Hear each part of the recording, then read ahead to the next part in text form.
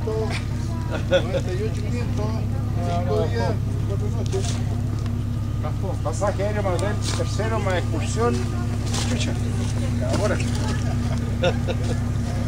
¿Bajó? Sí, bajó a 3.99. Pues yo la vi la semana pasada. Yo lo vi ayer. Y era con media pensión, o sea, perdón, con desayuno. Hotel. Un tour. No sé, la verdad es que no lo vi. Era un desayuno y tour. Que lo vi, Pero no tenía ni almuerzo ni comida. El hotel y... Una comida fuerte.